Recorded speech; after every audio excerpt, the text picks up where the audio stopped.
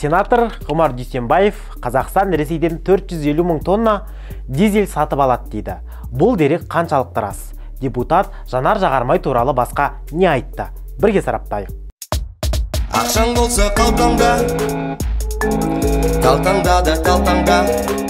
Құрметті көрермен, тақырыпты бастамас бұрын лайк басып, пікір қалдыр. Бұл әрекет YouTube'тағы басқа да көрермендерге біздің видеоларымызды көруге мүмкіндік береді. Қарапайым халықтың ақшасы қайда кетіп жатқанын ел білсін.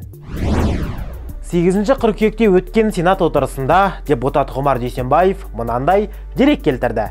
Өткен жылы республика жанармай отынның тапшылығын жою үшін Ресей Федерациясынан 450 мың тоннадан астам дизель отын сатып алған болатын. Статистика бюросының мәліметінше, 2021 жылы Қазақстан Ресейден 314,3 мың тонна дизель отынын импорттаған. Бұл депутат айтқан көрсеткіштен де аз болған менде, кейінгі 5 жылда Қазақстан Ресейден 100 мың тонна дизель отынын сатып алған. Енді келесі мәлімдемені талдасақ. Ағымдағы жылы тағы да 100 мың тонна көлемінде жанармай алу жоспарланып отыр. Энергетика министрі Болат Ақшолақов Қазақстанда дизель отынын өндіру көлемі жылдан жылға өсіп жатқанын, алайда елде дизель жетіспейтінін айтқан. Министр сол үшін де Ресейден дизельді импорттау жалғасады. Оның көлемі жыл аяқталғанша 100 мың тонна болады деп жоспарланып отыр деген.